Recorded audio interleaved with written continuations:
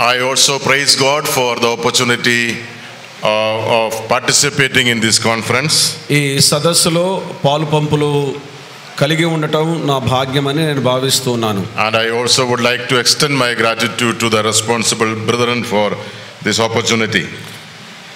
ఈ అవకాశం నాకు ఇచ్చినటువంటి బాధ్యత కలిగిన సహోదరులందరికీ నా ప్రత్యేకమైన వందనాలు తెలియజేస్తూ ఉన్నాను. We have gathered here to learn truths from God's word. దేవుని వాక్యములో నుండి సత్యాలను మనం నేర్చుకోవడానికి మనం కూడి వచ్చాము. Because we know that these days there are things and preachings and messages which are not truth. ఈ దినాలలో అసత్యమైనటువంటి ప్రసంగాలను, అసత్యమైనటువంటి వర్తమానాలను, అసత్యమైన విషయాలను మనం వింటూ వస్తూ ఉన్నామనే సంగతి మనకు తెలుసు. And the problem is that people are not able to discern or differentiate between the right and the wrong. సమస్య ఏమిటంటే తప్పు ఒప్పుల మధ్య ఉండే వ్యత్యాసాన్ని ప్రజలు వివేచించలేకపోతూ ఉన్నారు. Many people misunderstand the wrong for the right. అనేక మంది తప్పు ఒప్పులను అపార్థం చేసుకుంటూ ఉన్నారు. And these days there is so much of confusion concerning many doctrines in the Bible. Bible గ్రంథంలో అనేక సిద్ధాంతాలను గురించి ప్రస్తుత దినాలలో చాలా గలిబిలి ఉంది. One of the reason is that many people don't take time and patience to learn and study God's word. అందులో ఒక కారణం ఏమిటంటే అనేక మంది దేవుని యొక్క వాక్యాన్ని చదివి ధ్యానం చేసుకోవడానికి సమయాన్ని కేటాయించలేకపోతున్నారు, వెచ్చించలేకపోతూ ఉన్నారు. But we praise God for the burden and the vision that God has given to certain his people to arrange such conferences where the truths are being taught. అయితే సత్యాన్ని బోధించగలిగిన అవకాశాలను కల్పించడానికి బాధ్యత తీసుకున్న కొంతమంది సహోదరులు బట్టి ప్రభువును స్తుతిస్తూ ఉన్నాం. Now this morning the topic that is given to me is something related to discipleship. నాకు ఇవ్వబడినటువంటి అంశం శిష్యత్వానికి సంబంధించినటువంటి అంశం. And this is a very prominent and valuable teaching in the New Testament. క్రొత్త నిబంధనలో ఇది చాలా ప్రాముఖ్యమైనది, విలువైన బోధ. And somehow we overlook this topic on many occasions. అనేక సార్లు ఈ యొక్క అంశాన్ని మనం చూడకుండా దాటవేసి వెళుతూ ఉంటాము. You know, if somebody asks, are you a believer or a disciple? ఒకవేళ ఎవరినైనా నీవు విశ్వాసివా శిష్యుడువా అని ప్రశ్నించినప్పుడు we prefer to say that I am a believer. మనము విశ్వాసిని అని చెప్పుకోవటానికి మనం ఇష్టపడతాం. Many of us are afraid to say that I am a disciple. నేను శిష్యుడిని అని చెప్పుకోవటానికి చాలా మంది భయపడుతూ ఉన్నారు. Because many of us think that being a disciple is something else. ఎందుకంటే శిష్యునిగా ఉండటం అనేది మరొక విషయం అని అనేక మంది అనుకుంటూ ఉన్నారు. We think that it is easy and safe to say that I am a believer. మనం విశ్వాసిని అని చెప్పుకోవటం మనకు సులువు, క్షేమకరమని మనం అనుకుంటున్నాం. What is the meaning of a believer? విశ్వాసి అంటే అర్థం ఏంటి? Believer is a person who believes something. ఏదైనా ఒక విషయం మీద విశ్వాసం ఉంచేవాడు విశ్వాసి. In that case even the devil is a believer. ఆ విషయంలో మనం ఆలోచన చేస్తే అపవాది కూడా విశ్వాసిగా ఉన్నాడు. Because Bible says he believes that there is a God. Bible గ్రంథం చెప్తుంది దేవుడు ఉన్నాడని అపవాది కూడా నమ్ముచున్నాడు. In that case even an atheist is a believer. ఆ రకంగా మనం ఆలోచన చేస్తే ఒక నాస్తికుడు కూడా విశ్వాసిగా ఉన్నాడు. Because an atheist believes that there is no God. ఎందుకంటే ఒక నాస్తికుడు దేవుడు లేడు అనే ఒక విషయాన్ని నమ్ముతాడు కాబట్టి. Every religious people are believers. అనేక మంది మతానికి సంబంధించిన వారు కూడా విశ్వాసులుగా They ఉన్నారు. all believe their own religion, their own gods. వారి సొంత దేవుళ్ళ మీద, మతాల మీద వారు నమ్మకం కలిగి ఉన్నారు. So simply a believer means a person who believes something. విశ్వాస అనే మాటకు సులువైన అర్థం ఏంటంటే ఏదైనా ఒక విషయాన్ని నమ్మేవాడు విశ్వాసి. So when I say I am a believer, అందుకని నేను విశ్వాసిని నేను చెప్పుకున్నప్పుడు the context is I believe in the Bible, I believe on the Lord Jesus Christ. నేను బైబిల్ నందు విశ్వాసం ఉంచుచున్నాను, ప్రభువైన క్రీస్తు యేసునందు విశ్వాసం ఉంచుచున్నానని అర్థం. I believe in what the Lord Jesus Christ has taught. ప్రభువైనటువంటి యేసుక్రీస్తు వారు ఏదైతే బోధించాడో దానిని నేను నమ్ముచున్నాను. But then there are so many people who believe in the Lord Jesus Christ but still they will go to hell. అయితే అనేక మంది ప్రభువైన యేసుక్రీస్తునందు విశ్వాసం ఉంచిన వారు నరకానికి వెళ్ళేవారు కూడా ఉన్నారు. You go to any Christian home, ఏ క్రైస్తవ గృహానికి నువ్వు వెళ్ళినా కూడా ask them, do you believe in the Lord Jesus? నీవు ప్రభువైన క్రీస్తు యేసునందు విశ్వాసం ఉంచావా అని అడిగితే Almost all Christian people will say, yes, I believe in the Lord Jesus. దాదాపు క్రైస్తవులని పిలువబడే వారు అందరూ కూడా నేను క్రీస్తునందు విశ్వాసం ఉంచుచున్నానని చెప్తారు. You know, but we know that many of them will not go to heaven in spite of being believing on the Lord Jesus Christ. ప్రభు అయినటువంటి యేసుక్రీస్తునందు విశ్వాసం ఉంచిన వారు కూడా అనేక మంది నరకానికి వెళతారనే సంగతి మనకు తెలుసు. Are they believers? వారు విశ్వాసులో కాదా? Yes, they are believers. అవును, వారు విశ్వాసులే. Because they believe. ఎందుకంటే వారు నమ్ముతారు కాబట్టి. They believe in Jesus Christ. క్రీస్తు యేసునందు వారు విశ్వాసం ఉంచుతారు. They believe that the Lord Jesus came into this world 2000 years ago. 2000 సంవత్సరాల క్రితం ప్రభు యేసుక్రీస్తు వారు ఈ లోకానికి వచ్చాడని నమ్ముతారు. They believe in the death and resurrection of the Lord Jesus Christ. ప్రభు యేసుక్రీస్తు వారి యొక్క మరణ పునరుద్ధానమునందు వారు విశ్వాసం ఉంచుతారు. Are they believers? వారు విశ్వాసులా కారా? Yes, they are believers. అవును, వారు విశ్వాసులే. But they will go to hell. అయితే వారు నరకానికి వెళతారు. You know, the Lord Jesus Christ himself has taught us this truth. ఈ సత్యాన్ని ప్రభు యేసుక్రీస్తు వారు తనకు తానే బోధించారు. He said, many will take my name. ఆయన అన్నాడు, అనేక మంది నా పేరు పెట్టుకుంటారు. And many will call me Lord, Lord. అనేకులు ప్రభువా ప్రభువా అని నన్ను పిలుస్తారు. Who are they? ఎవరు వారు? They are believers. వారు విశ్వాసులు. But they will go to hell. అయితే వారు నరకానికి వెళతారు. Now the question is, what is the difference between them and us? అయితే వారికిని మనకును మధ్య ఉన్న వ్యత్యాసం ఏమిటనేదే ప్రశ్న. We are also believers. మనం కూడా విశ్వాసులం. We believe in the Lord Jesus Christ. ప్రభువైన యేసుక్రీస్తునందు మనం విశ్వాసం ఉంచుతాం. We also believe that the Lord Jesus came 2000 years ago, died and rose again. ప్రభువైన యేసుక్రీస్తు వారు 2000 సంవత్సరాల క్రితం వచ్చాడు, మరణించి తిరిగి లేచాడని మనం కూడా నమ్ముతాము. All that they believe, we also believe. వారు నమ్మినదంతా మనం కూడా నమ్ముతాం. But we also hope that one day the Lord will come and we will be taken up along with him. ఒకసారి ప్రభు వస్తాడు, ఆయనతో పాటు మనల్ని కొనిపోతాడని నిరీక్షణ మనకుంది. Where is the difference? అయితే వ్యత్యాసం ఎక్కడ, భేదం ఎక్కడ ఉంది? Now this is the area where the term discipleship is significant. ఇక్కడ ఈ ప్రదేశంలో, ఈ ప్రాంతంలో శిష్యత్వము అనేది గుర్తింపదగింది. Who is a disciple? శిష్యుడు అనగా ఎవరు? Now remember, a believer is a person who believes something. జ్ఞాపకం ఉంచుకోండి, ఒక విషయం మీద నమ్మకం ఉంచేవాడు విశ్వాసి. A Christian believer is a person who believes in the Bible and in the Lord Jesus Christ. క్రైస్తవ విశ్వాసి బైబిల్ నమ్ముతాడు, ప్రభువైన యేసుక్రీస్తు వారిని కూడా నమ్ముతాడు. Then what is the difference between a Christian believer and a Christian disciple? క్రైస్తవ విశ్వాసికి క్రైస్తవ శిష్యునికి మధ్యలో ఉండే వ్యత్యాసం ఏమిటి? Now this is the main difference. ఇది ముఖ్యమైన తేడా. A believer is the person who believes, but a disciple is the person who lives the Lord Jesus Christ. విశ్వాసి అనగా ఒక విషయం మందు విశ్వాసం ఉంచేవాడు, శిష్యుడు అనగా ప్రభువైన యేసుక్రీస్తు వారిలో జీవించేవాడు. That is a difference. అదే వ్యత్యాసం. It is like two sides of a coin. ఒక నాణానికి రెండు వైపులా ఉన్నట్లుగా ఉంటుంది. Suppose you have a 5 rupee coin with you. ఒకవేళ నీ దగ్గర 5 రూపాయల నాణెం నీ వద్ద ఉంటే it has two sides. దానికి రెండు వైపులా ఉంటుంది. Suppose one side is missing or one side is blank. ఒకవేళ ఆ నాణ్యానికి ఒక వైపున ఏ గుర్తు లేదనుకోండి, you take this coin to a shop.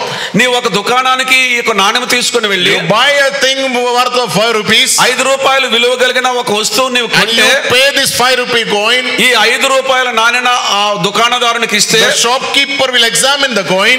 ఆ దుకాణదారుడు ఆ నాణ్యాన్ని పరిశీలన చేస్తాడు. and when he finds that one side is blank, ఒకవైపు ఏ గుర్తు లేదని చూచినప్పుడు he will return it back. మరలా తిరిగి మనకే ఇస్తాడు. he will say that this is fake. ఆయన అంటాడు, ఇది సరి అయినటువంటి నాణ్యం కాదు, తప్పు అని అంటాడు. this is not original. ఇది వాస్తవమైనది కాదు, ఇది నకిలీ అంటాడు. this is not authenticate. దీని మీద అధికారం లేదు.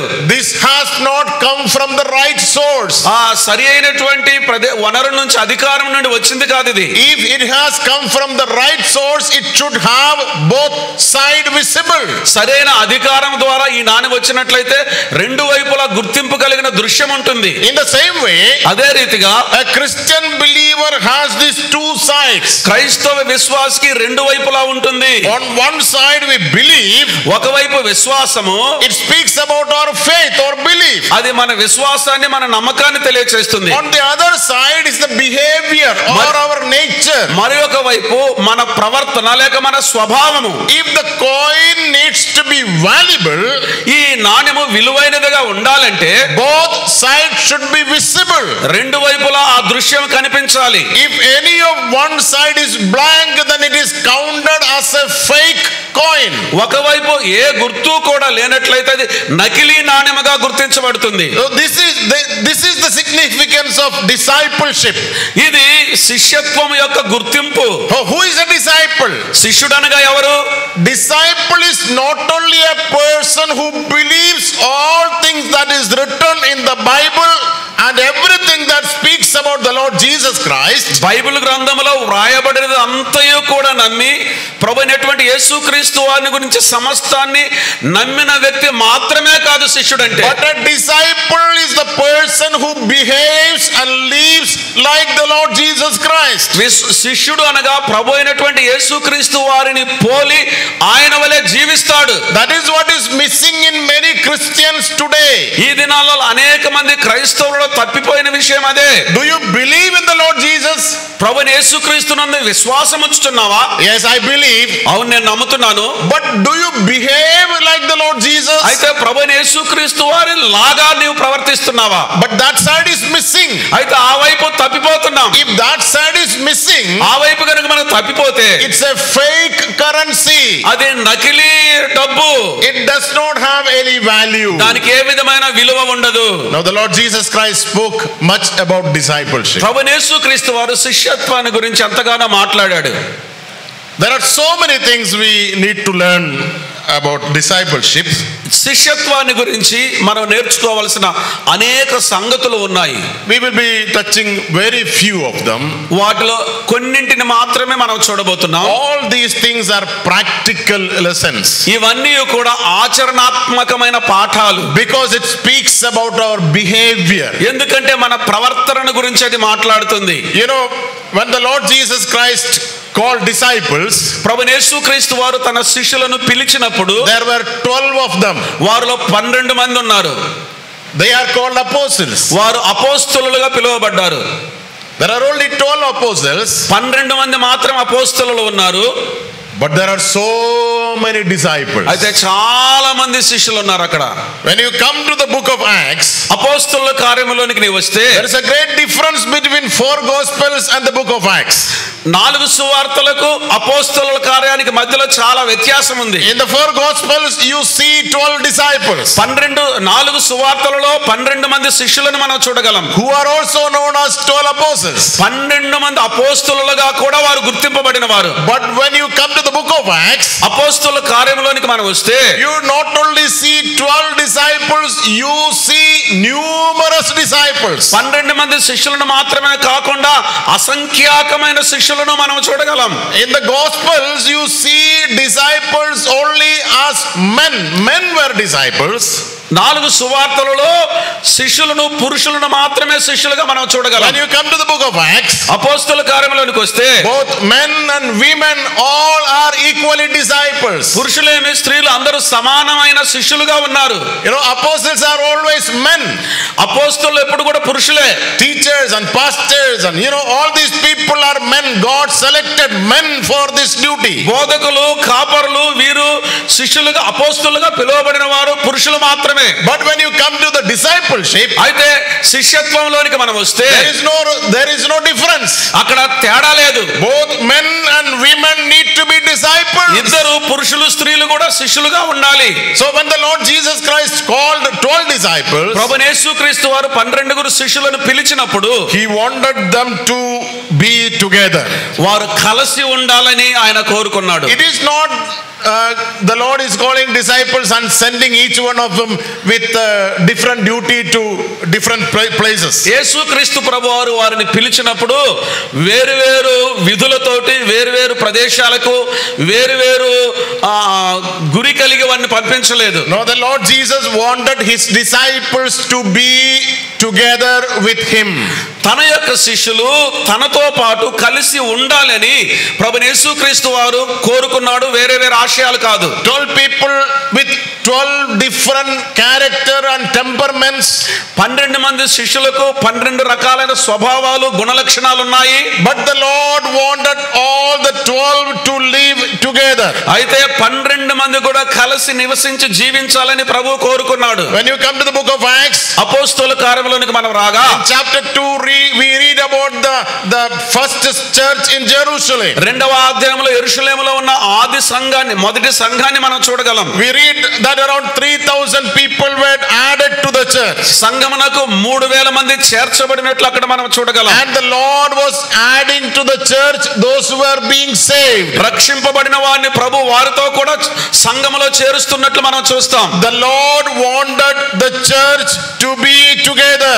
సంఘమంతా కూడా కలిసి ఉండాలని ప్రభు కోరుకుంటున్నాడు. 3000 became 5000. 3000 5000 అయ్యారు. Then they became innumerable. వారు అసంఖ్యాకంగా అయిపోయారు. But the Lord wanted believers to live together. విశ్వాసులు కలిసి జీవించాలని ప్రభు కోరుకుంటున్నాడు. Now this is the importance of being a disciple in the church. సంఘములో శిష్యునిగా ఉండటం చాలా ముఖ్యమైన విషయం. You know, to be a disciple in the church is to learn to live with other people.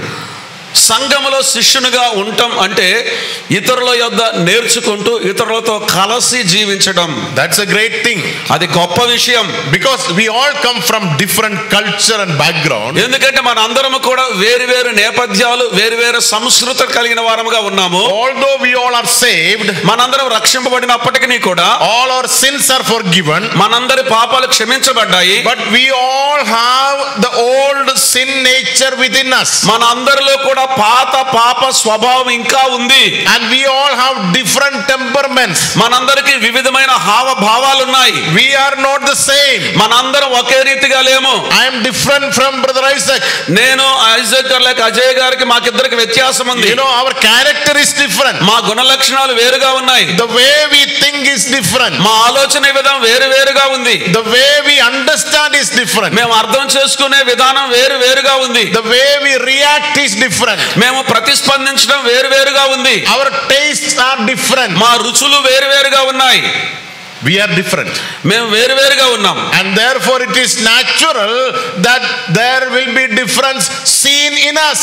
కనుక మనలో ఆ భిన్నత్వాన్ని చూడటం అనేది సహజంగా ఉంది. I cannot expect brother Isaac to behave just like me. నా వలే ఐజాక్ కూడా ప్రవర్తించాలని నేను ఆశించడానికి వీల్లేదు. Because he is a different person. ఎందుకంటే నాతో కూడా ఆయన ఒక భిన్నమైన వ్యక్తి. God created him as a unique and different person. దేవుడు ఆ యొక్క వ్యక్తిని ఆ వ్యక్తిగా, ఇక ఆ వ్యక్తి వంటి వారు ఎవరు లేనట్టుగా ఆయన సృష్టించాడు. I cannot change it. నేను దానిని మార్చలేను. Many of the things are found in him which are there right from his birth. తన జన్మతః వచ్చినటువంటి అనేక లక్షణాలు అతనిలో ఉంటాయి. I cannot force him to change his behavior. తన ప్రవర్తనను మార్చుకోమని నేను ఒత్తిడి చేయలేను. Now there the Lord is teaching his disciples to live and learn to live together. అయితే ప్రభువైన యేసుక్రీస్తు వారు ఒకరి యొద్దరు ఒకరు నేర్చుకుంటూ కలిసి జీవించాలని వారికి బోధిస్తున్నాడు. So this is the first and primary thing I want to communicate to you. నేను మీకు చెప్పాలనుకున్న మొట్టమొదటి ప్రాథమికమైన విషయం ఇది. Brother, sister, సహోదరుడా, సహోదరి, the Lord has added you to a church. దేవుడు నిన్ను ఒక సంఘములో చేర్చాడు. A church where there are other people. ఇతర ప్రజలు ఉన్నటువంటి సంఘములో నిన్ను చేర్చాడు. All other people are different from you. ఇతర నీతో కూడా ఉన్న ప్రజలందరూ కూడా వేరుగా ఉన్నారు. They come from different families. వేరు కుటుంబాల నుండి వచ్చారు. Their nature, their temperament is different. వారి యొక్క భావాలు, వారి యొక్క స్వభావం వేరుగా ఉంటుంది. Don't think that other people are like you. ఇతరులు కూడా నీ వలే ఉంటారు అని నీవు అనుకోవద్దు. Never commit that mistake. ఆ పొరపాటు ఎన్నడూ చేయవద్దు. Nobody is like you. ఎవరు నీ వలే ఉండరు. You are different. నీవు భిన్నమైన వ్యక్తివి. You are unique. నీ వంటి వారు ఎవరు లేరు. And never expect the other person to behave like you. నీ వలే ఇతర వ్యక్తి ప్రవర్తించాలని ఎన్నడూ ఆశించవద్దు. I think that was the first thing the Lord wanted to learn the Lord wanted his disciples to learn when they lived together. అయితే వారు కలిసి జీవించేటప్పుడు వారు మొట్టమొదటిగా నేర్చుకోవాల్సిన పాఠం అనే అదిగా ఉండాలని ప్రభు చెప్తున్నారు. And that is why the reason the Lord Jesus established local assemblies. ఆ కారణాన్ని బట్టి ప్రభు యేసుక్రీస్తు వారు స్థానిక సంఘాలను స్థాపిస్తున్నాడు. A place where people are saved, the Lord is making a local church there. ఎక్కడైతే కొంతమంది ప్రజలు రక్షింపబడుతున్నారో అక్కడ ప్రభు ఒక స్థానిక సంఘాన్ని ఏర్పాటు చేస్తున్నాడు. And then the Lord is giving them a command to love each other. ఒకరి ఎడల ఒకరు ప్రేమ కలిగి ఉండాలని అక్కడ ప్రభు ఆజ్ఞాపిస్తున్నాడు. You know, if we all are the same, మనందరం ఒకే రీతిగా ఉంటే then there is no need of command to love. అలాగ ఉన్నట్లయితే ప్రేమించాలని ఆజ్ఞ మనకు అవసరం లేదు. You know, if our natures are the same, మన స్వభావాలన్నీ కూడా ఒకే రీతిగా ఉంటే, temperament is same, మన యొక్క భావాలన్నీ ఒకే రీతిగా ఉంటే, taste is same, మన రుచులన్నీ ఒకే రీతిగా ఉంటే, physical nature is the same, మన భౌతికమైన స్వభావం ఒకటిగా ఉంటే, there is no need of command to love each other. ఒకరినొకరు ప్రేమించాలని ఆజ్ఞ అవసరమే లేదు. Because it is very easy to get along with a person like you. ఎందుకంటే నీ వంటి వ్యక్తితో నీవు కలిసి వెళ్ళటం అనేది కష్టం కాదు, సులభమే. But when the command comes, it means the people who are with you is not very easy to be loved. ఆజ్ఞ వచ్చిందంటే అర్థం ఏంటంటే నీతో కలిసి ఎవరైతే నివసిస్తున్నారో వారు నీ వంటి వారు కాదు అని అర్థమిస్తుంది. Gradually you will see there are differences in them.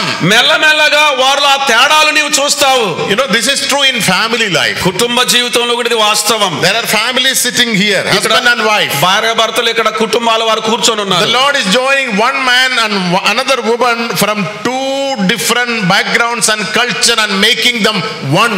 వేరు నేపథ్యాలు వేరు స్వభావాలు కలిగిన ఒక పురుషుణ్ణి ఒక స్త్రీని దేవుడు వివాహమందు జతపరుస్తూ ఉన్నాడు. They are different. వారు భిన్నమైన వారే. And that is why the command is given, husbands, love your wife just as Christ loved the church. అందుకే పురుషునికి దేవుడు ఆజ్ఞాపిస్తూ ఉన్నాడు, క్రీస్తు సంఘమును ప్రేమించినట్లుగా ఓ పురుషుడా నీ భార్యను నీవు ప్రేమించాలి. Because husband, as you go along with this woman, you will see that there are things which you don't like in her. అయితే ఓ భర్త నీవు అనుగ్రహించబడిన నీ భార్యతో నీవు వెళ్ళేటప్పుడు నీకు ఇష్టం లేని అనేకమైన లక్షణాలు ఆమెలో నీకు కనిపించవచ్చు. As you go along with her, you will see that there are many things which are not common between you. నీవు ఆమెతో కూడా నడుస్తూ ఉండగా నీకు సంబంధించిన నీతో సమానమైనటువంటి విషయాలు ఆమెలో లేకపోవటం నువ్వు చూస్తావు చాలా విషయాల్లో. Ultimately you will find out that she is not like you. అంతిమంగా నీవు కనుక్కునే విషయం ఏంటంటే ఆమె నీ వంటిది కాదు. And there the command comes, love your wife just as Christ loved you. అక్కడ ఆజ్ఞ వస్తుంది, క్రీస్తు సంఘమును ప్రేమించినట్లుగా నీ భార్యను ప్రేమించమని. Brother, sister, this is same in the church. సహోదరులారా సహోదరీలారా సంఘములో కూడా అలాగే ఉంటుంది. Look at every member of the church. సంఘంలో ప్రతి వ్యక్తిని చూడండి. And primarily see and understand, nobody is like you. ప్రాథమికంగా నీకు అర్థమయ్యే విషయం ఏంటంటే నీలాంటి వ్యక్తి మరొకరు అక్కడ లేరు. Everybody is different. అందరూ వేరువేరుగా ఉన్నారు. Everybody has different taste. అందరికీ రకరకాలైన రుచులు ఉన్నాయి. One person needs fan, other person does not need fan. ఒక వ్యక్తికి ఫ్యాన్ పంకా కావాలా, ఒక వ్యక్తికి అవసరం లేదు. One person needs sugar, other person does not need sugar. ఒక వ్యక్తికి చక్కెర కావాలి, ఒక వ్యక్తికి చక్కెర అవసరం లేదు. One person needs to take after lunch, other person does not need. ఒక వ్యక్తి మధ్యాహ్నం భోజనం చేయాలి, మరొక వ్యక్తికి అసలు అవసరం లేదు. So many differences. చాలా తేడాలు. People are not like us. ఇతరులు మనలాగే ఉండరు. Everybody is unique. ప్రతి ఒక్కరు ఎవరికి వారే సాటి లేని వారు. If somebody is differing from me, ఒక వ్యక్తి నాకంటే భిన్నంగా ఉంటే that is not their fault. అది వారి పొరపాటు కాదు. That is how they are created. ఆ రీతిగా వారు సృష్టించబడ్డారు. And I need to acknowledge it. ఆ సంగతిని నేను అర్థం చేసుకోవాలి. One verse I will read from John chapter 13. యోహాను రాసిన సువార్త 13వ అధ్యాయంలో ఒక మాట నేను చదువుతాను. We will read verse 35. 35వ వచనాన్ని చదివితే this is a command the Lord Jesus given to his disciples during the last few hours of his life on this earth. ఈ భూమి మీద ఆయనకు కొన్ని గంటల సమయం మాత్రమే ఉంది. ఆ సమయానికి ముందు ప్రభువైన యేసుక్రీస్తు వారు తన శిష్యులకు ఇచ్చిన ఆజ్ఞ. We will read verses 34 and 35. 34, 35 వచనాలు మనం చదువుదాం. యోహాను రాసిన సువార్త 13వ అధ్యాయం 34, 35. మీరు ఒకరినొకరు ప్రేమింపవలనని మీకు క్రొత్త ఆజ్ఞ ఇచ్చుచున్నాను. నేను మిమ్మల్ని ప్రేమించినట్టే మీరును ఒకరినొకరు ప్రేమింపవలను. మీరు ఒకరి ఎడల ఒకరు ప్రేమ గలవారైన ఎడల దీనిని బట్టి మీరు నా శిష్యులని అందరూ తెలిసి కొందురనెను. There is a command here. ఇక్కడ ఒక ఆజ్ఞ ఉంది. And there is an example here. ఇక్కడ ఒక మాదిరి కూడా ఉంది. When you come to chapter 14, 15 and 16 and all, 14, 15, 16 ఆ తరువాత అధ్యాయాల్లోనికి మనం వస్తే, then the Lord Jesus is speaking about a helper there. ప్రభు అయినటువంటి యేసుక్రీస్తు వారు అక్కడ ఒక సహాయకుని గురించి మాట్లాడుతున్నాడు. So three things are there. ఇక్కడ 3 విషయాలు ఉన్నాయి. First, there is a command. మొదటిగా ఒక ఆజ్ఞ. Love one another. ఒకరి ఎడల ఒకరు ప్రేమ కలిగి ఉండండి. And then there is an example. ఆ తర్వాత ఒక మాదిరి. Just like I have loved you, you love one another. నేను మిమ్మల్ని ప్రేమించినట్లుగా మీరు ఒకరినొకరు ప్రేమించండి. The Lord Jesus Christ is our example. ప్రభువైన యేసుక్రీస్తు వారే మన మాదిరి. And then to help us to love others, the Lord has given us the Holy Spirit as a helper.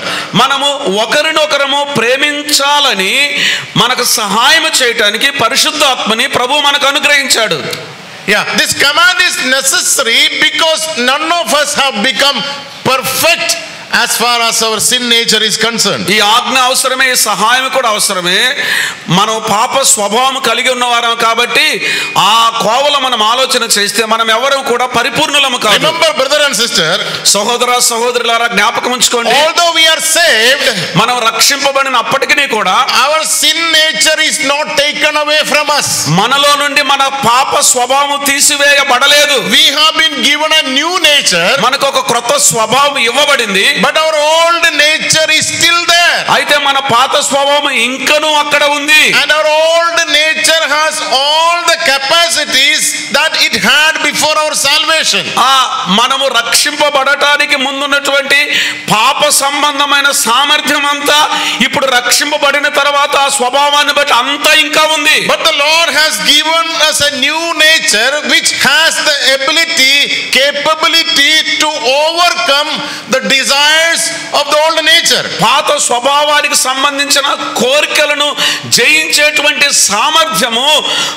సామర్థ్యం మనం కలిగి ఉండటానికి ప్రభు మనకు క్రొత్త స్వభావాన్ని ఇచ్చాడు. Because the old nature is still there, పాత స్వభావం ఇంకనూ ఉన్నది కాబట్టి the Lord Jesus does not give us concession to sin. అయితే పాపం చేయడానికి ప్రభు అయినటువంటి యేసుక్రీస్తు వారు మనకు కొంచెం తగ్గింపులు ఇవ్వలేదు. The Lord says, do not sin. ప్రభు అన్నాడు పాపం చేయవద్దు. And then the Lord says, if anybody sins, then ask forgiveness or repent of your sin. అయితే ప్రభు చెప్పాడు, ఒకవేళ ఎవరైనా పాపం చేసినట్లయితే పశ్చాత్తాపడి క్షమాపణ అడగమన్నాడు. What I wanted to say, since we are not perfect, never expect perfection from other people. నేను మీకు చెప్పడానికి ప్రయత్నం చేస్తున్నటువంటి విషయం ఏమిటంటే, మనం ఎన్నడూ పరిపూర్ణులము కాదు కాబట్టి ఇతరుల యొద్ద నుండి పరిపూర్ణతను మనం ఆశించలేము. Now don't mistake this statement. ఈ వ్యాఖ్యను మీరు అపార్థం చేసుకోవద్దు. It doesn't mean that we can sin. మనం పాపం చేయాలని కాదు దాని అర్థం. It doesn't mean that we can overlook sin. మనం పాపాన్ని దాటి వెళ్ళాలని కాదు దాని యొక్క అర్థం. Now the Lord forbids us to sin. మనం పాపము చేయకుండా ఉండాలి, పాపాన్ని ప్రభు నిషేధిస్తున్నాడు. If anybody commits sin, then rebuking is needed. ఎవరైనా పాపం చేస్తే ఆ వ్యక్తిని గద్దించాలి. Correction is needed. సవరించబడటం, సరిచేయటం అవసరం. Repentance is needed. పశ్చాత్తాపం అవసరం. But what I wanted to say simply is this: I cannot expect perfection from other people because I am not perfect. నేను మీకు సులువుగా అర్థం కావడానికి ప్రయత్నం చేస్తున్న విషయం ఏంటంటే, నేను పరిపూర్ణుని కాదు గనక ఇతరుల యొద్ద నుండి పరిపూర్ణతను నేను ఆశించలేను. No, the message here is, ఇక్కడ సందేశం ఏమిటంటే, I love my brother not because he is perfect. నా సహోదరుని నేను ప్రేమిస్తున్నాను అతడు పరిపూర్ణుడు కాబట్టి కాదు. That is what the Lord Jesus is asking husbands, love your wife not because she is perfect. అదే భర్తలకు ప్రభువైన యేసుక్రీస్తు వారు చెప్తున్నాడు, భర్తలారా మీరు మీ భార్యలను ప్రేమించడి ఆమె పరిపూర్ణురాలని కాదు. She is not perfect, just like you are not perfect.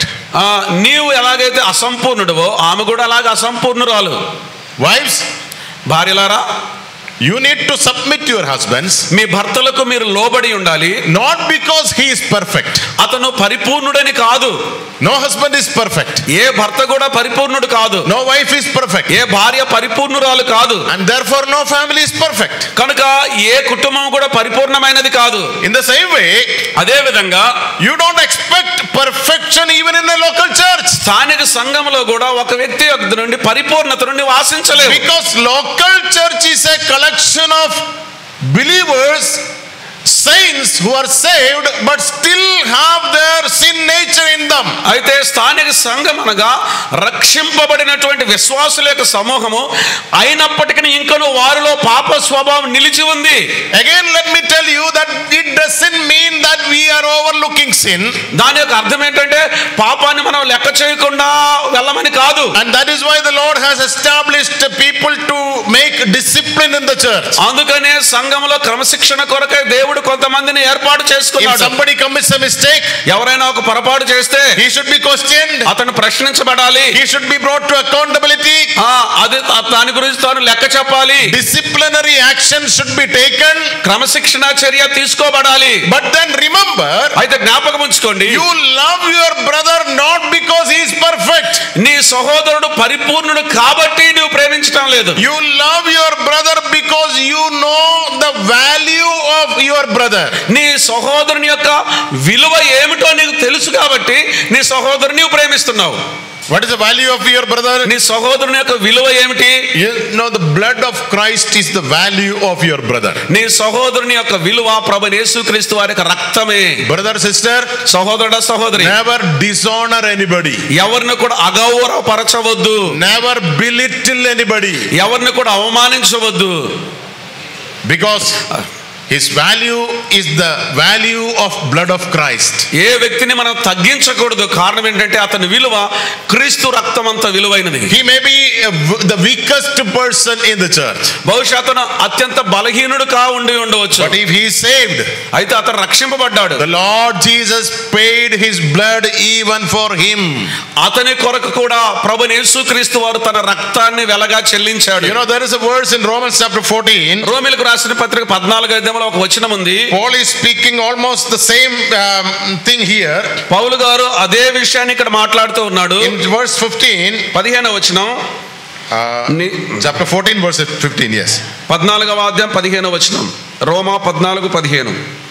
నీ సహోదరుడు నీ భోజన మూలముగా దుఃఖించిన ఎడల నీవిక నువ్వు ప్రేమ కలిగి నడుచుకుని వాడవు కావు. ఎవని కొరకు క్రీస్తు చనిపోయెనో వానిని నీ భోజనము చేత పాడు చేయకము. Yeah, this should be remembered in any relationships between believers.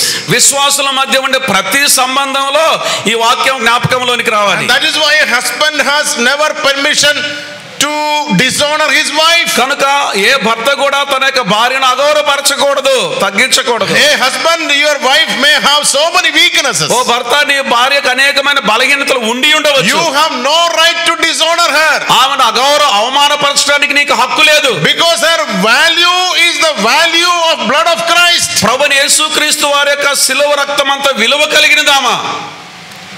Wives, you don't have any right to dishonor your husband. భర్తలారా, మీ భార్యలను ఎంత మాత్రం అవమానించడానికి మీకు హక్కు లేదు. Not only is your head, అతడు నీకు శిరస్సు మాత్రమే కాదు, his value is the value of the blood of Christ. ప్రభువైన యేసుక్రీస్తు వారి యొక్క శిలువ రక్తము విలువ నీ భర్త కూడా కలిగి ఉన్నాడు. To live together, కలిసి జీవించాలంటే learn to value other people. ఇతరులను విలువైన వారుగా ఎంచడానికి, యోగ్యులుగా ఎంచడానికి నేర్చుకోవాలి. We value other people not on the basis of their education or health or wealth.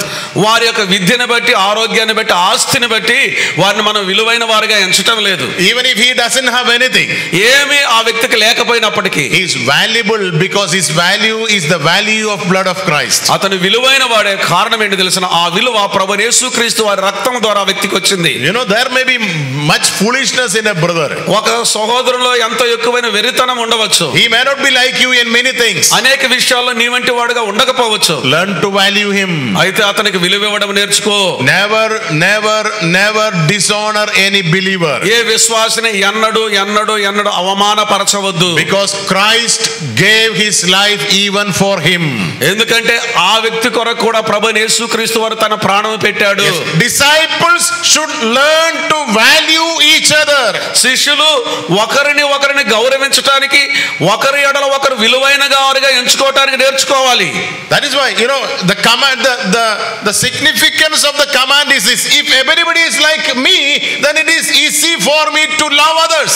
ఆజ్ఞలో మనం అర్థం చేసుకోవాల్సిన విషయం ఏంటంటే అందరూ మన వంటి వారైతే మనం ప్రేమించడం మనకు సులువే. But everybody is not like me. ఎందుకంటే అందరూ నా వంటి వారు car. That is why the Lord says, love your brother. అందుకనే ప్రభువైన యేసుక్రీస్తు వారు నీ సహోదరుని ప్రేమించమని ఆజ్ఞగా చెప్తున్నాడు. Another thing we all should learn. మనం నేర్చుకోవాల్సిన మరొక విషయం మనం అందరం నేర్చుకోవాలి. Look into every believer. ప్రతి విశ్వాసలోనికి చూచి you can see many good things in them. ఆ వారిలో అనేకమైన మంచి విషయాలు మనం చూడగలం. There may be bad things in them. ఆ వ్యక్తిలో కొన్ని చెడ్డ గుణాలు ఉండవచ్చు. But if you look for good things, అయితే నీ మంచి వాటి కోసం ఆ వ్యక్తిలోనికి చూస్తే you can find many good things in them. ఆ వారిలో అనేకమైన మంచి విషయాలు మనం చూడగలం. If you are a disciple, నీవు శిష్యుడివైతే you need to have a pure good eyes with you. నీతో నీ స్వచ్ఛమైన పవిత్రమైన నేత్రాలు నీవు కలిగి ఉండాలి. Eyes which look for good things. మంచి విషయాలను చూచే నేత్రాలు కలిగి ఉండాలి. When Paul sent Titus to Corinth, పౌలు గారు తీతును కొరింథునకు పంపించినప్పుడు and to settle some matters there, కొన్ని విషయాలను అక్కడ సవరించడానికి సర్దుబాటు చేయడానికి, communicate some message to them, వారికి ఒక వర్తమానాన్ని తెలియచేయడానికి. and then Paul was waiting for the return of Titus. కొరింథు నుంచి తీతు తిరిగి రావాలని పౌలు ఎదురు చూస్తూ ఉన్నాడు. And when Titus came back to Paul, తీతు పౌలు దగ్గరికి తిరిగి వచ్చినప్పుడు I would like to just mention one verse from 2 Corinthians chapter 7. కొరింథీయులకు రాసిన 2వ పత్రిక 7వ అధ్యాయంలో ఒక వచనాన్ని మీ ఎదుట ప్రస్తావించాలనుకుంటున్నాను. In verses 6 and 7, 6-7 వచనాల్లో this is what happened when Titus came back from Corinth to Paul. కొరింథు నుండి తీతు పౌలు యొద్దకు తిరిగి వచ్చినప్పుడు ఇలాగ జరిగింది. Paul says we are comforted by the coming of Titus. పౌలు గారు ఇక్కడ అంటున్నాడు తీతు రాక వలన మేము ఆదరించబడ్డాం. Because he has brought a good message, good tidings from Corinth. ఎందుకంటే ఆయన కొరింథు నుండి మంచి వర్తమానాన్ని మా యొద్దకు తీసుకొని వచ్చాడు. Verse 7, 7వ వచనంలో తీతు రాక వలన మాత్రమే కాకుండా అతడు మీ అత్యభిలాషను మీ అంగలార్పును నా విషయమై మీకు కలిగిన అత్యాసక్తిని మాకు తెలుపుచు తాను మీ విషయమై పొందిన ఆదరణ వలన కూడా మమ్మల్ని ఆదరించిన గనుక నేను మరి ఎక్కువగా సంతోషించింది. there were so many problems in Corinth. మనకు తెలుసు కొరింథీ సంఘంలో చాలా సమస్యలు ఉన్నాయి. And Titus went to that same church. ఆ సంఘానికే తీతు వెళ్ళాడు. Paul sent Titus to the same Corinthian church. అదే కొరింథీ సంఘానికి పౌలు గారు తీతును పంపించాడు. But because he had pure eyes with him, ఎందుకంటే ఆయన స్వచ్ఛమైన నేత్రాలు కలిగిన వాడుగా తీతు ఉన్నాడు కాబట్టి even in Corinthian church Titus could find something which is good and valuable. అయితే కొరింథీ సంఘంలో కూడా మంచి విషయాలను విలువైన విషయాలను తీతు కనుక్కోగలిగాడు.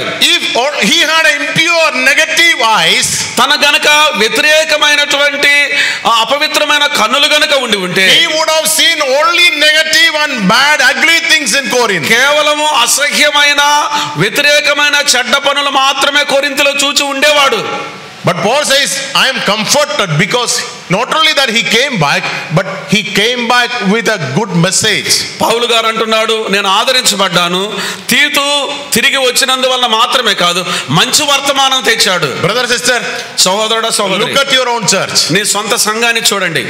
There may be so many limitations and negatives. కొన్ని పరిమితులు ఉండొచ్చు, కొన్ని వ్యతిరేకమైన విషయాలు ఉండొచ్చు, ప్రతికూలమైన విషయాలు ఉండొచ్చు. But if you are a disciple, అయితే నీవు శిష్యుడు అయితే you will have pure eyes. నీకు పవిత్రమైన నేత్రాలు ఉంటాయి. Eyes which will see good things things in the church. సంఘములో మంచి విషయాలను మాత్రమే చూచే స్వచ్ఛమైన నేత్రాలు. Yes, eyes which will see good things in every believer. ప్రతి విశ్వాసలో మంచిని చూచే నేత్రాలు. Husband, భర్తలారా, if you have good pure eyes, నీ యొద్ద స్వచ్ఛమైన పవిత్రమైన నేత్రాలు ఉంటే you will see many good positive things in your wife. నీ భార్యలో అనేకమైన మంచి సానుకూలమైన విషయాలు నీవు చూస్తావు. Same things to wives also. భార్యలకు కూడా అదే. Why do we see only negative things? కేవలం ప్రతికూలమైన విషయాలు మాత్రమే ఎందుకు చూస్తున్నాం? Why do we see only bad things? చెడ్డ వాటిని మాత్రమే మనం ఎందుకు చూస్తున్నాం? Because we look for bad things. ఎందుకని మనం చెడ్డ వాటి కోసం ఎదుగుతున్నాం కాబట్టి. Our eyes are bad. మన కన్నులు చెడిపోయినవిగా ఉన్నాయి. Our eyes are not pure. మన కన్నుల్లో స్వచ్ఛత లేదు. With impure eyes, whatever you see, you will see only impure things. అపవిత్రమైన కన్నులతో ఏది చూసినా అపవిత్రంగానే కనిపిస్తుంది. Titus was a good man. తీతు మంచివాడు. Barnabas was a good man. బర్నబా చాలా మంచివాడు. When they go to a church, వారు ఒక సంఘానికి వెళ్ళినప్పుడు they try to see good things. మంచి విషయాలను మాత్రమే చూడటానికి వారు ప్రయత్నిస్తారు. You know, the Lord has added you to a local church. నీకు తెలుసు, ఒక స్థానిక సంఘంలో ప్రభువు నిన్ను చేర్చాడు. Why? ఎందుకని? The Lord wanted you to learn to live together. నీవు వారితో కూడా కలిసి జీవించాలనే ఉద్దేశంతో. Yes, the Lord wants you to be a disciple in the church. సంఘములో నీ ఒక శిష్యునిగా ఉండాలని ప్రభువు కోరుకుంటున్నాడు. The Lord wants you to value the other person. ఇతర వ్యక్తిని నీ విలువైన వ్యక్తిగా చూడాలని ప్రభువు నీ ఎడల కోరుకుంటున్నాడు. Look at how much value God gives to this brother or sister. ఈ సహోదరునికే కానీ ఈ సహోదరికే కానీ దేవుడు ఎంత విలువనిస్తున్నాడో చూడండి. Don't despise or dishonor anybody. ఎవరిని అవమానపరచకూడదు, తృణీకరించకూడదు. Because God never despises this person. ఎందుకంటే ఈ వ్యక్తిని దేవుడు అన్నడు తృణీకరించలేదు. Christ gave his life for this ఈ person. వ్యక్తి కోసం క్రీస్తు తన ప్రాణం ఇచ్చాడు. And therefore look for something which is good in that person. కనుక ఆ వ్యక్తిలో మంచిది ఏదైనా ఉంటే దానికోసం చూడు. Every believer in the church has something good in them. సంఘంలో అంటే ప్రతి విశ్వాసలో ఏదో ఒక మంచి ఉంటుంది. Try to find it out. దాన్ని కనుక్కోవటానికి ప్రయత్నించండి. Let us change ourselves. మనల్ని మనం మార్చుకుందాం. Our eyes are mostly bad. బహుశా మన కనులు చెడ్డవిగా ఉన్నాయి అనేక సార్లు. We look for bad things and we find bad things. చెడ్డ వాటి కోసం చూస్తాం, చెడ్డ వాటినే కనుక్కుంటాం. We never look for good things and we never find good things. ఎప్పుడు మంచి వాటి కోసం మనం చూడం, మంచి వాటిని మనం కనుగొనలేము. So where is the problem? సమస్య ఎక్కడ? Problem is in our eyes. మన నేత్రాల్లోనే సమస్య. The problem is in our eyes means problem is in our heart. మన నేత్రాల్లో సమస్య అంటే మన హృదయంలో ఉంది ఆ సమస్య. We need to become disciples. మనము శిష్యులము కావాలి.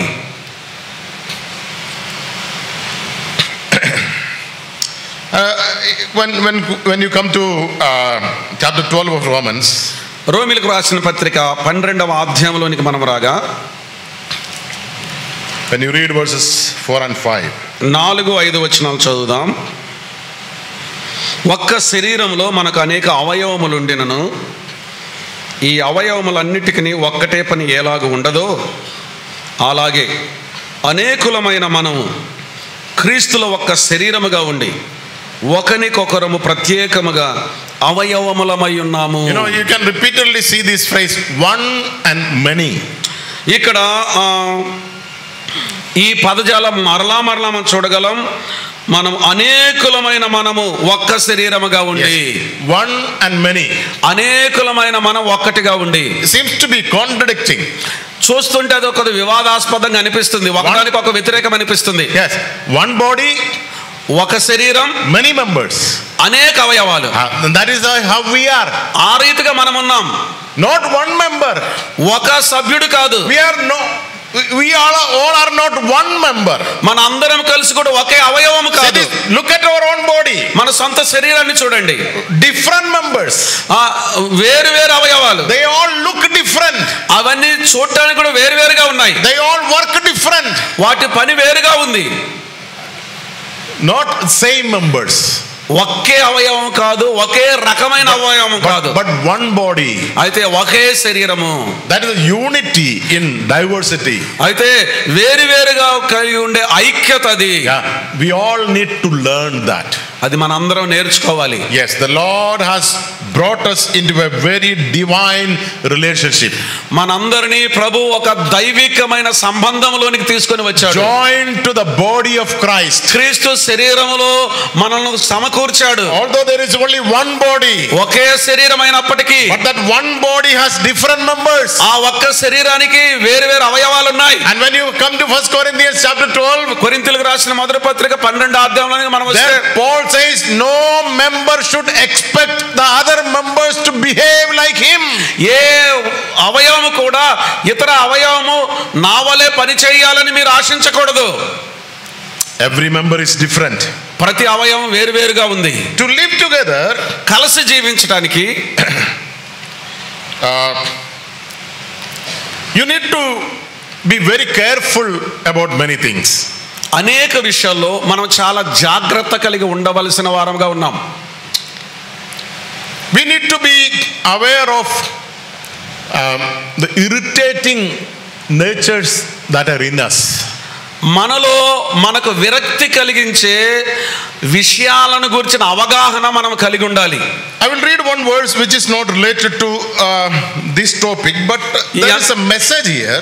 ఈ అంశానికి సంబంధించని ఒక వాక్యాన్ని చదువుతాం, ఎందుకంటే అక్కడ ఒక సందేశం ఉంది. But there is a verse in Proverbs chapter 25. సామెతలు 25వ అధ్యాయంలో ఒక వచనం ఉంది. And the verse is 24. 24వ వచనం. This is something else. ఇది మరొక విషయాన్ని గురించింది. Proverbs 25 verse 24. సామెతలు 25:24. గయ్యాళితో పెద్ద ఇంట నుండుట కంటే మిద్దె మీద నాకు మూలను నివసించుట మేలు. Yeah, it speaks maybe about a family relationship. ఇది కుటుంబ సంబంధాన్ని గురించి మాట్లాడే విషయం కావచ్చు. But there is a message here. అయితే ఇక్కడ ఒక వర్తమాన సందేశం ఉంది, ఒక పాఠం ఉంది. A person prefer to live in the corner of the roof. ఒక మిద్దె మీద ఒక మూలను నివసించడానికి ఎన్నుకున్న ఒక వ్యక్తి. Okay, here it speaks about a husband. ఇక్కడ ఈ భర్తను గురించి మాట్లాడుతున్నాడు. There is a house, ఒక ఇల్లుంది, but he cannot live in the house. అయితే ఆ ఇంట్లో నివసించలేకపోతున్నాడు. He preferred to live in the corner of the roof than to live in the house with a contentious woman.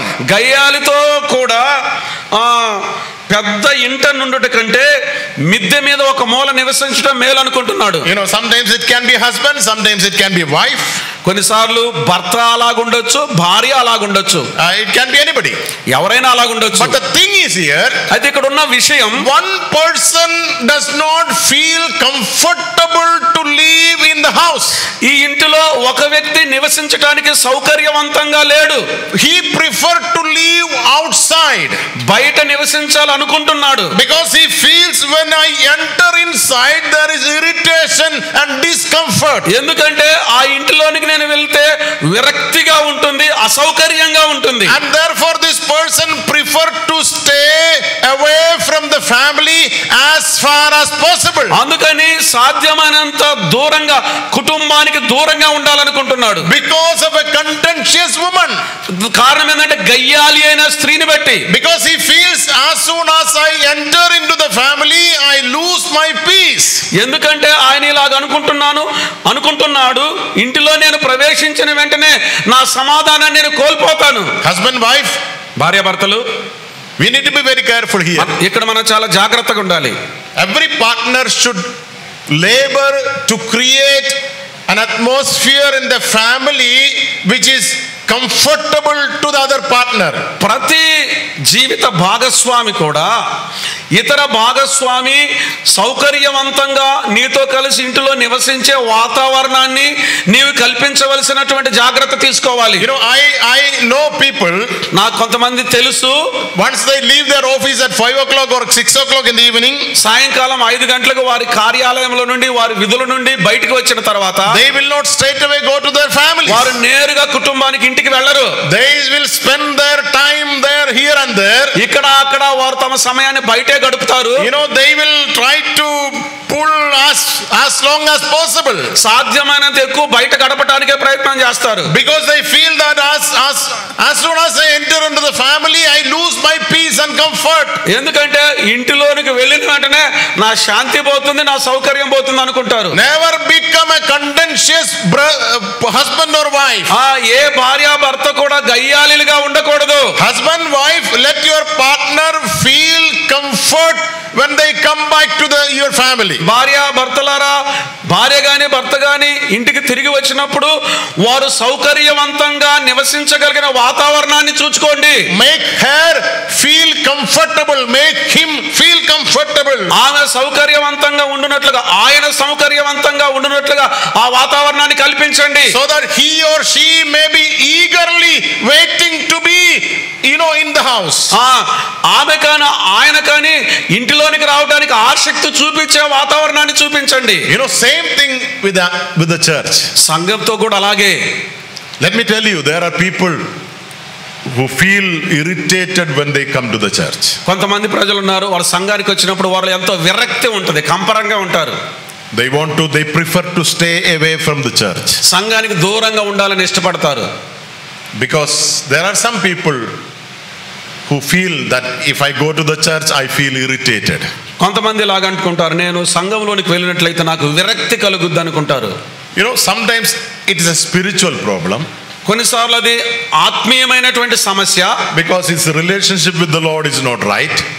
కారణం ఏంటంటే ప్రభుతో తనకుండే సంబంధం సరిగా లేదు. And therefore he doesn't want to go to the church. అందుకనే సంఘానికి వెళ్ళడానికి అతనికి ఇష్టం లేదు. But some other times, అయితే మరి వేరే సమయాల్లో the reason may be within the church. కారణం సంఘములోనే ఉండి ఉండవచ్చు. There may be some people who make the atmosphere in the church irritating. కొంతమంది సంఘములో వాతావరణాన్ని విరక్తిగా ఉండేటట్లు వారు తయారు చేసేవారు ఉన్నారు. సంఘములోనే అలాగ ఉండేటట్టు చేసేవారు ఉన్నారు. Make other people uncomfortable. ఇతరులు నెమ్మదిగా ఉండకుండా చేస్తారు. కొంతమంది వారిని అసౌకర్యంగా ఉంచడానికి ప్రయత్నం చేస్తారు. Be careful, every brother, sister. ప్రతి సహోదరుడు సహోదరి చాలా జాగ్రత్తగా ఉండాలి. We are disciples. మనం శిష్యులము. We should make all other members feel comfortable by our behavior in the church. సంఘములో మన ప్రవర్తన వలన ఇతరులందరూ కూడా నెమ్మదిగా ఉండేటట్లు మనం ప్రవర్తించాలి. We should never be irritating to other people. ఇతరులని అన్నడు కూడా మనము విరక్తి చెందేటట్లుగా చేయకూడదు. Let other people eagerly wait to attend the church meetings. సంఘ కూడికలకు ఆసక్తిగా సంఘ కూడికల కొరకు ఎదురు చూచేటట్లుగా ఆ వాతావరణాన్ని మనం కల్పించాలి. There is a couple in the Old Testament. పాత నిబంధన గ్రంథంలో ఇద్దరు ఉన్నారు. There is a Samson and Delilah. సంసోను దెలీలా ఉన్నారు. There is a verse in Judges chapter 16. న్యాయాధిపతుల గ్రంథం 16వ అధ్యాయంలో ఒక వచనం ఉంది. Delilah became so irritating to Samson that he felt that as if he is being suffocated. తన భార్య చేతిలో ఊపిరాడనంత పరిస్థితిలోనికి వచ్చాడు సంసోను. He wanted to die. చనిపోవాలనుకున్నాడు. He thought it is better to die than to live with this woman. ఈ స్త్రీతో బ్రతకడం కంటే చావటం మేలు అనుకున్నాడు సంసోను. Because she was so much annoying, irritating. ఎందుకంటే సంసోను నాకు దెలీలా ఎంత విరక్తిని కలిగిస్తూ ఉంది. Let it never happen in the church. సంఘంలో అలాగే అన్నట్టు జరగకుండా చూసుకోండి. When you read about the first church in Acts, in the book of Acts, అపోస్తలుల కార్యముల గ్రంథంలో మొదటి ఆది సంఘాన్ని గురించి మనం చదివితే they devoted themselves. వారు ఒకరి ఎడల ఒకరు సమర్పణ కలిగిన వారు ఉన్నారు. They continued steadfastly. ఎడతెగక వారు కొనసాగుతున్నారు. Which means everybody was eager to come for the church meetings. ఎందుకంటే ప్రతి ఒక్కరు కూడా సంఘ కూడికలకు రావడానికి ఆసక్తి ఆపేక్ష కలిగి ఉన్నారు. They love to be in the church. సంఘములో ఉండటానికి వారు ఇష్టపడుతున్నారు, ప్రేమిస్తున్నారు. Because the comfort in the church they experience, it was more than they could explain. వారు చెప్పలేనంత వివరించలేనంత నెమ్మదిని సౌకర్యాన్ని సంఘములో వారు కలిగి ఉన్నారు. Every believer was trying his best level to make the atmosphere in the church comfortable for the other believers. ఇతరులకు సౌకర్యవంతంగా మార్చడానికి ప్రతి విశ్వాసి కూడా శాయశక్తుల వారు ప్రయత్నం చేస్తున్నారు. And wherever I need to make adjustments in my behavior, I am ready to do that. నా ప్రవర్తనలో ఎక్కడ నేనైతే సర్దుబాటు చేసుకోవాలో అలాగ చేసుకోవటానికి నేను సిద్ధంగా ఉన్నాను. Because this is my brother, this is my sister. ఎందుకంటే ఈయన నా సహోదరుడు, ఈమె నా సహోదరి. He is valuable in the sight of God. దేవుని దృష్టిలో వారు విలువైన వారు. I should value him. అతనిని నేను గౌరవించాలి. To be a disciple in the church. సంఘములో శిష్యునిగా ఉండటానికి Many practical things are there. We will, God willing, see some more things. అనేక ఆచరణాత్మకమైన విషయాలు ఉన్నాయి. దేవుని చిత్తమైతే వాటిని చూడబోతున్నాం. May God help us to give, have a burden, have a desire to be a true disciple. నిజమైన శిష్యులుగా ఉండాలనే కోరిక, భారము మన హృదయాల్లో మనం కలిగి ఉండటానికి ప్రభు సహాయం చేయనుగాక. Let us not be just satisfied by simply saying I am a believer. కేవలం నేను విశ్వాసిని అని చెప్పుకుంటే అంతవరకు సంతృప్తి చెందకూడదు. Let us with boldness be able to say yes, I am a disciple of Christ. నేను క్రీస్తు శిష్యుడననే ధైర్యంగా మనం చెప్పుకుందాం గాక. Let us take this as a challenge. Am I a disciple, truly a disciple? నేను నిజమైన శిష్యుడనా? ఈ సవాలు మనం తీసుకుందాం. Are the qualities of disciple found in me? శిష్యుని యొక్క అర్హతలు నాలో ఉన్నాయా లేవా? May God continue to bless us, and we will see, God willing, few more things later. ప్రభు మనల్ని ఆశీర్వదించుట కొనసాగించును గాక. ప్రభు చిత్తమైతే తర్వాత మరికొన్ని విషయాలు మనం చూద్దాం. Shall we close with a word of prayer? ప్రార్థనతో ముగించుదాం. Father, we thank you for this blessed opportunity of coming before your word. ప్రభా, మీ వాక్యం ఎదుటకు రావటానికి ఆశీర్వాదకరమైన ధన్యతను మీరు మాకు దయచేశారు. మీకు స్తోత్రాలు. We thank you for this blessed privilege of sitting together. కలిసి కూర్చునే భాగ్యం మీరు మాకు ఇచ్చారు. మీకు స్తోత్రాలు. Valuing each other as blood-bought children of God. రక్తం చేత కొనబడిన దేవుని పిల్లలముగా ఒకరిని ఒకరము యోగ్యులనుగా ఎంచుకునే కృపను దయచేయండి. Give us pure eyes to see good things in our brother and sister. మా సహోదరిలో మంచి విషయాలను చూచే స్వచ్ఛమైన నేత్రాలు మాకు దయచేయండి. Help us to value them. వారికి విలువనివ్వడానికి సహాయం చేయండి. As your servants will continue to minister, we pray that you will bring out your heart before us. మీ దాసులు ఈ పరిచర్యను కొనసాగిస్తూ ఉండగా మీ హృదయాన్ని మా ఎదురుకు తీసుకుని రండి. Bless each one of us. మమ్మల్ని అందరిని ఒక్కరొక్కరిని ఆశీర్వదించండి. In the name of the Lord Jesus Christ we pray. ప్రభువైన యేసుక్రీస్తు వారి యొక్క నామములో ప్రార్థిస్తున్నాము తండ్రి.